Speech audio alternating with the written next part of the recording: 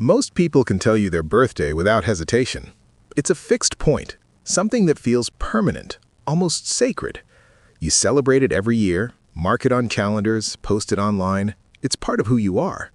But what if I told you that, at one point in history, entire countries woke up and realized that the calendar itself had been changed, and that millions of people suddenly lost days of their lives overnight? This isn't a metaphor. It actually happened. In the year 1582, something strange unfolded across Europe. One day it was October 4th, the next day was October 15th. Not the 5th, not the 6th. 11 full days simply vanished. If your birthday fell between those dates, it never existed that year. If you had an appointment, a debt, a deadline, it disappeared into nothing. Imagine going to sleep on a Thursday and waking up on what should be nearly 2 weeks later. No explanation that feels real. No way to get those days back. And the most unsettling part? Almost nobody today questions it. To understand why this happened, you have to go back long before 1582, to the calendar that people were using at the time, the Julian calendar. It had been introduced by Julius Caesar more than 1,600 years earlier, and for a long time, it worked well enough. It divided the year into 365 days, with a leap year every 4 years. Simple, predictable, reliable. Except it wasn't perfect. The Earth doesn't orbit the Sun in exactly 365.25 days. It takes slightly less time, about 365.2422 days. That tiny difference, less than 11 minutes per year, doesn't sound like much, but over centuries it adds up. Slowly, almost invisibly, the calendar began to drift away from reality. Seasons started shifting. Spring came earlier on the calendar than it did in the sky. Holidays tied to astronomical events, especially Easter, began to fall out of alignment. By the 1500s, the gap had grown to about 10 days. The calendar people trusted no longer matched the world they lived in. This created a problem that wasn't just scientific. It was deeply political, religious, and social. The timing of Easter was one of the most important dates in the Christian world, and it depended on precise alignment with the spring equinox. When the calendar drifted, it wasn't just inconvenient, it challenged the authority of the institutions that defined time itself. So a decision was made. In 1582, Pope Gregory XIII introduced a new system, the Gregorian calendar. It corrected the drift by slightly adjusting how leap years worked. But fixing the future wasn't enough. The past error had to be erased. The calendar needed to be realigned immediately.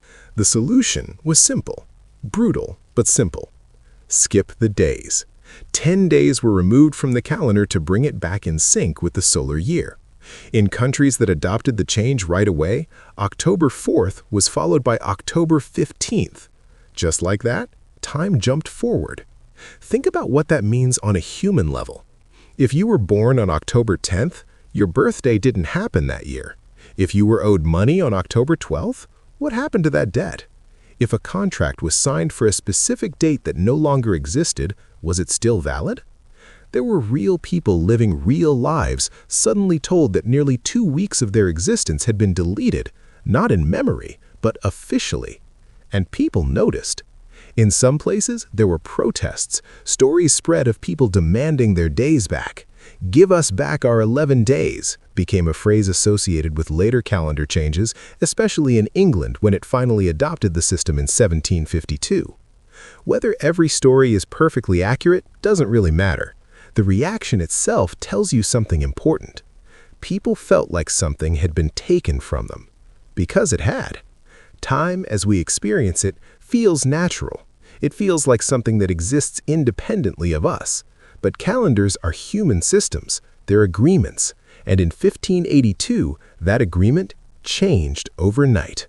What's even more interesting is that not everyone switched at the same time. Catholic countries like Italy, Spain, and Portugal adopted the Gregorian calendar immediately. But Protestant and Orthodox countries resisted. They didn't trust a system introduced by the Pope. So for decades, even centuries, different parts of the world were living on different dates. Imagine sending a letter from one country to another and the dates don't match.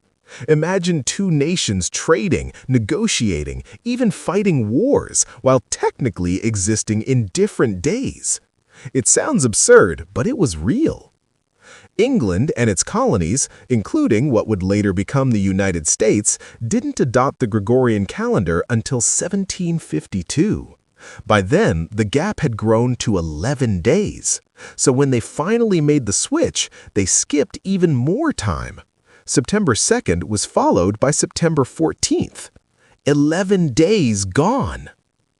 Now think about your own family history. Your great-great-great-grandparents, if they lived during that time, experienced this shift. Their birthdays, their records, their documents, all tied to a system that was suddenly rewritten. Some dates were adjusted, some weren't. In many cases, records became confusing, inconsistent, or lost. It raises a strange question. When you say your birthday is a certain date, how far back does that accuracy really go? If your ancestors were born before these changes, their real birthdays might not line up perfectly with the calendar you use today. The date you celebrate could be slightly off, not because of memory, but because the system itself changed. And yet, we never think about that. We treat calendars as if they're fixed, objective, untouchable. But they've been revised, corrected, and redefined multiple times throughout history. Entire civilizations have used completely different systems: lunar calendars, solar calendars, combinations of both. The one you use now isn't the only way to measure time. It's just the one that became dominant. The Gregorian calendar didn't spread because it was perfect. It spread because it was useful, and eventually because it was standardized. Trade, communication, and global coordination required a shared system. Over time, most of the world adopted it, not necessarily because they wanted to, but because they had to. Today, it's so normal that it feels invisible. But once you realize that 11 days were removed, that entire populations were told to accept a new version of time, it starts to feel different. It makes you wonder what else we assume is permanent when it's actually just agreed upon. And the story doesn't end in 1582. Even after the Gregorian reform, timekeeping continued to evolve. Time zones were introduced in the 19th century, dividing the world into standardized regions. Before that, every city essentially kept its own time based on the sun. Noon was when the sun was highest in the sky. Simple, local, and completely uncoordinated. Then, railroads changed everything. Trains needed precise schedules. You couldn't have every town operating on a slightly different clock.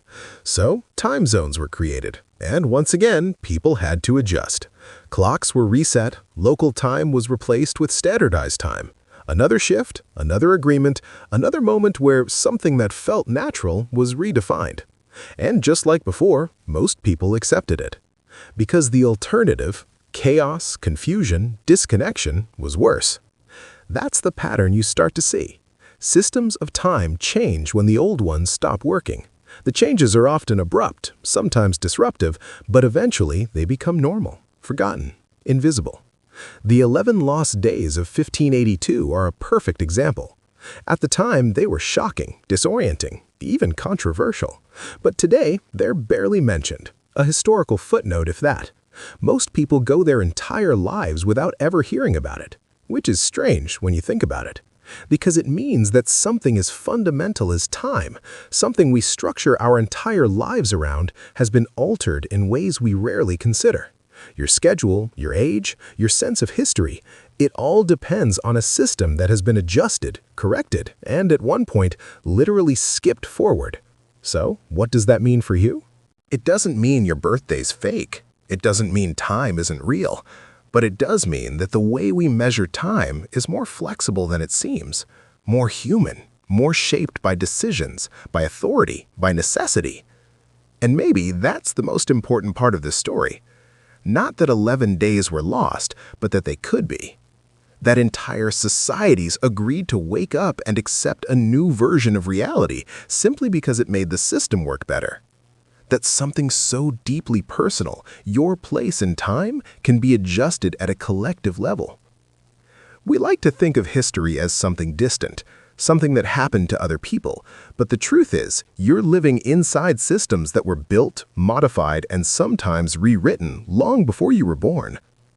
The calendar on your phone, the date on your birth certificate, the way you mark years and celebrate milestones, it all traces back to decisions like the one made in 1582, a decision to delete days and move forward as if nothing had happened. So the next time your birthday comes around, it might be worth asking a simple question. Not just, how old am I? But, according to which version of time?